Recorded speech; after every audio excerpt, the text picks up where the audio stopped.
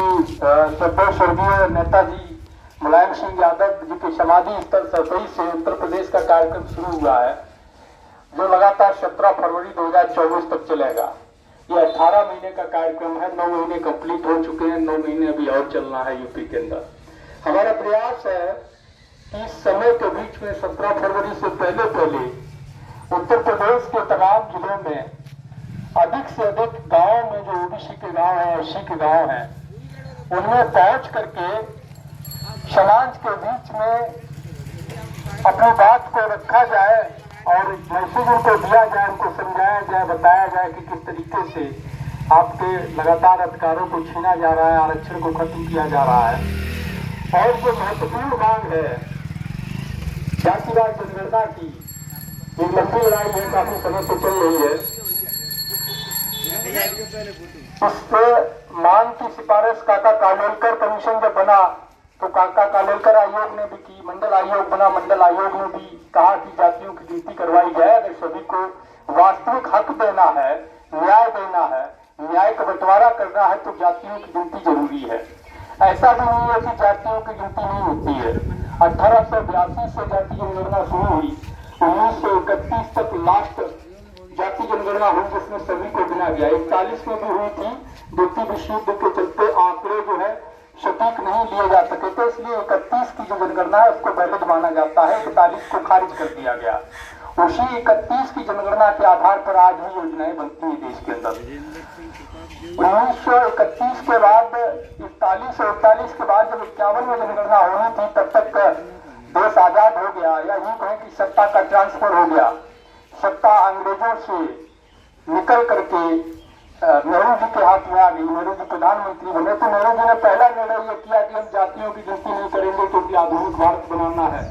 अब उनका एक इस तरह का निर्णय था जो समझ से बाहर था, तो जातियों के नाम पर कोई दंगा फसाद इतना बड़ा नहीं हुआ, इतना बड़ा नरसंहार नहीं हुआ, पर उन्होंने आधुनिक भारत की आड़ में जातियों को गिनना बंद कर दिया।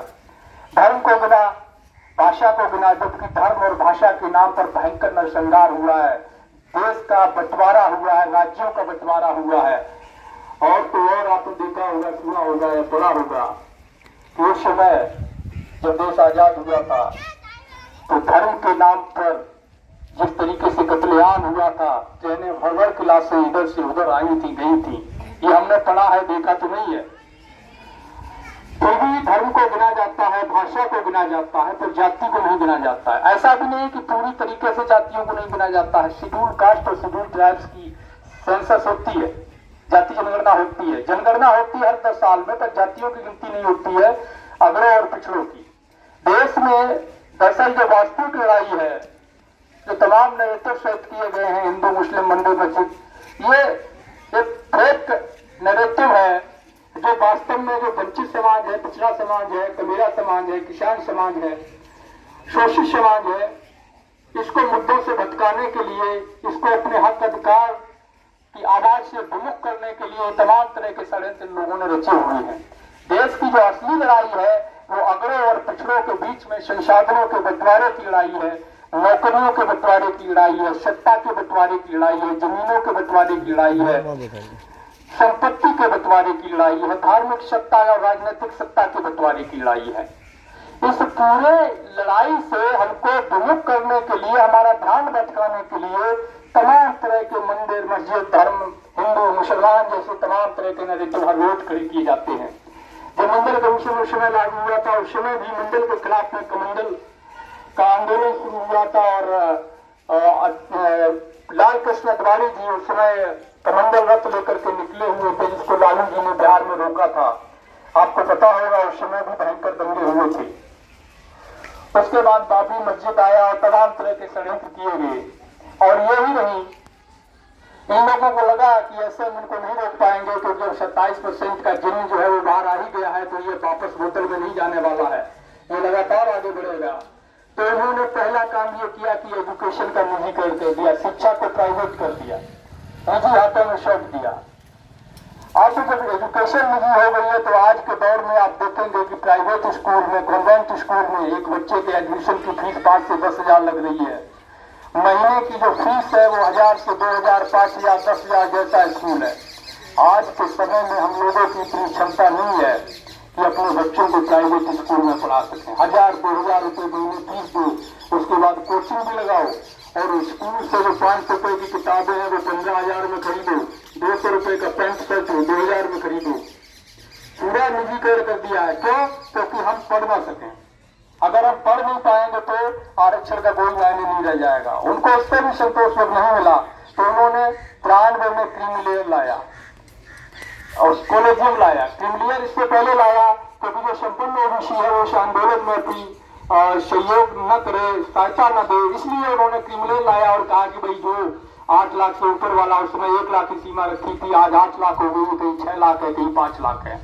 तो जो 8 लाख सालाना ओबीसी कमाता है उसको आरक्षण नहीं दिया जाएगा क्योंकि वो अमीर है। वहीं पर आप देखिए ईडब्ल्यूएस जिसको कहा जाता है आर्थिक आधार पर रिजर्वेशन की जो बात होती है, उनको 8 लाख पे गरीब माना गया, उनको आरक्षण मिलता है। सवाल ये उठता है कि अगर 2 व्यक्ति हैं, दोनों की समान आय है, सालाना 8 लाख रुपए है 19 लोगों से, तो एक व्यक्ति अमीर है दूसरा गरीब कैसे हो सकता है? संभव है कि दोनों गरीब हो या दोनों अमीर हो। अगर आय समान है तो दोनों या तो गरीब होंगे या दोनों अमीर होंगे। ऐसा नहीं है कि एक 8 लाख रुपया जो रखा है जेब में वो गरीब है और दूसरा जो 8 लाख रखा है वो अमीर है, या उसका रुपया अमेरिका का डॉलर है और दूसरा जो अमीर है और गरीब है उसका रुपया जो है इंडिया वाला है। ऐसा तो नहीं है। ओबीसी के रुपए डॉलर में तो नहीं चलते हैं, रुपया में भी चलता है। तो ये असमानता क्यों है? ये तमाम तरह की साजिशें उन्होंने लगातार की। कॉलेजियम लाए ताकि आपके लोग न्यायपालिका में न पहुंचे, जज न बन सके। न्यायपालिका में आज भी चीफ जस्टिस ऑफ इंडिया कोई भी ओबीसी की किसी भी जाति से नहीं बनाया, चाहे ये हो, कोई भी हो, कुरु हो, लोधो हो, निषाद हो, बिंद हो, मल्ला हो, कोई भी हो, किसी भी जाति का चीफ जस्टिस ऑफ इंडिया नहीं बना है। जब तक न्यायपालिका में हमारे लोग नहीं होंगे, जब तक विधायिका में हमारे लोग नहीं होंगे, जब तक प्रधानमंत्री सचिवालय में, आज सोचिए 89 सचिव है प्रधानमंत्री के सचिवालय में, लेकिन एक भी नहीं। तो जहाँ योजनाएं बनती हैं, जहाँ से योजनाएं लागू की जाती है, वहाँ आपके लोग नहीं है। जब तक हमारे लोग वहाँ नहीं पहुंचेंगे जहाँ से योजना बनाई जाती है और लागू की जाती है, संचालित की जाती है, तब तक हमारे ऊपर कोई योजना नहीं बनती। यही कारण है कि आज हमारी ये दुर्दशा है। इसलिए सबसे पहली मांग यह है कि न्याय का बंटवारा हो, और न्याय के बंटवारे के लिए जरूरी है कि जातियों को गिना जाए, जातिवार जनगणना हो, जातियों के आंकड़े जुटाए जाए, किस जाति की कितनी जनसंख्या है, महिला और पुरुष का अनुपात कितना है, बेरोजगारी दर क्या है, अशिक्षा का स्तर क्या है, शिक्षित कितने लोग हैं, व्यवसाय कितने हैं, अधिकारी कितने हैं, कर्मचारी कितने हैं, कितनों के पास जमीनें हैं और कितनों के पास सर छुपाने की छत तक नहीं है।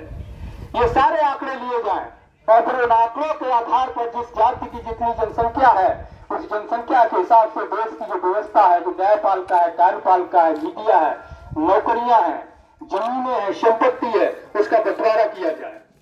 अब न्यायिक बंटवारा, सबसे पहली बात मैं एक सवाल आपसे पूछता हूं कि अगर हमारे गांव में 4 परिवार हैं, एक परिवार में 60 लोग हैं, एक परिवार में 20 लोग हैं, एक में 15 लोग हैं, एक में 5 लोग हैं, अगर हम आपको 100 रोटियां दें कि भाई जाके चारों परिवार में बांट दो, तो आप कैसे बांटोगे? न्यायिक बंटवारा कैसे करोगे?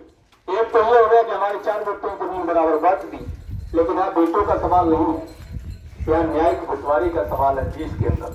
तो कैसे करेंगे?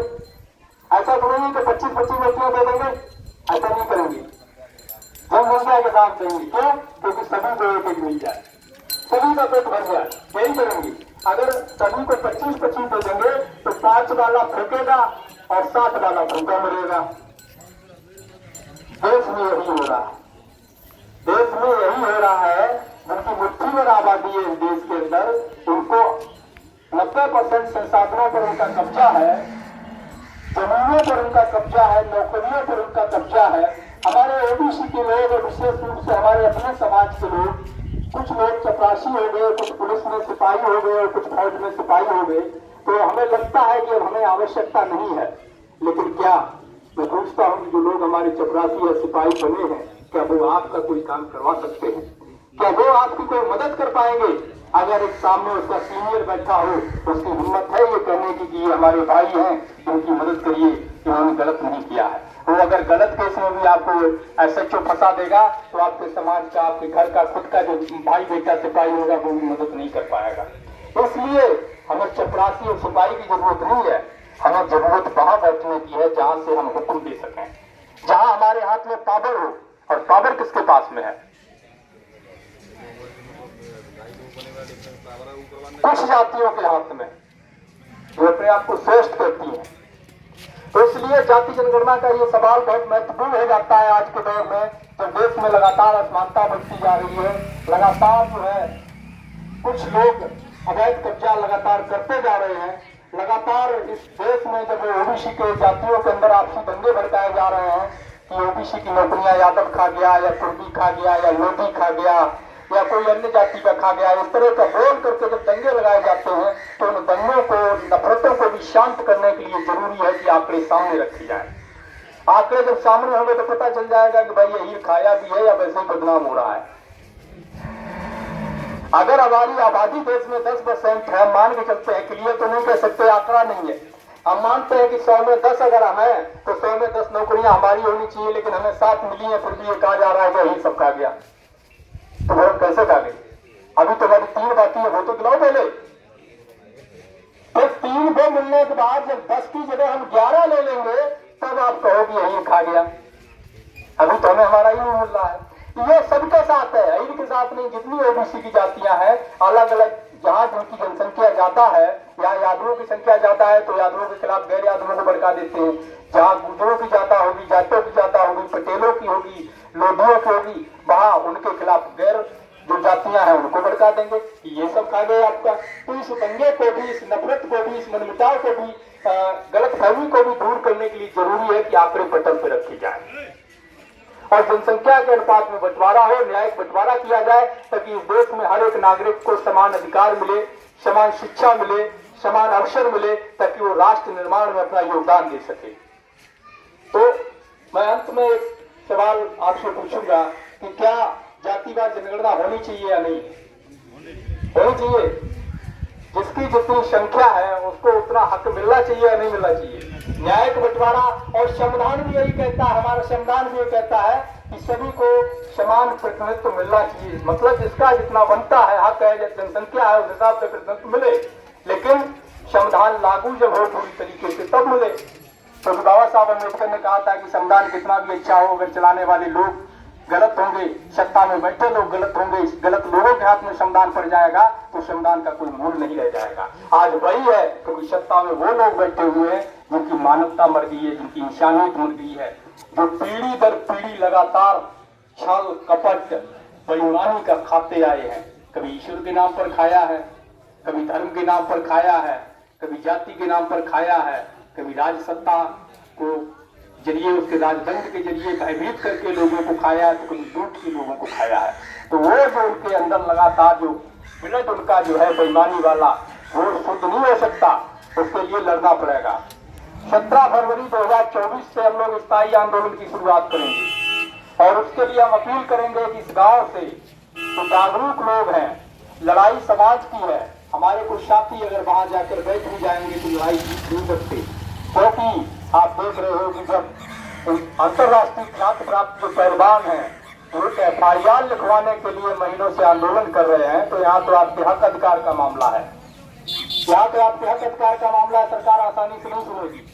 तो अपील है कि आप लोग 17 फरवरी 2024 को अगर चाहते हैं कि समाज का हक मिले, आने वाले जो हमारे बच्चे हैं, जो आने वाली हमारी नस्लें हैं, जो हमारी पीढ़ियां हैं, उनका भविष्य सुधरे, उनको न्याय मिले, तो इस लड़ाई में साथ खड़े हो और लखनऊ में अपनी उपस्थिति जरूर दर्ज कराएं।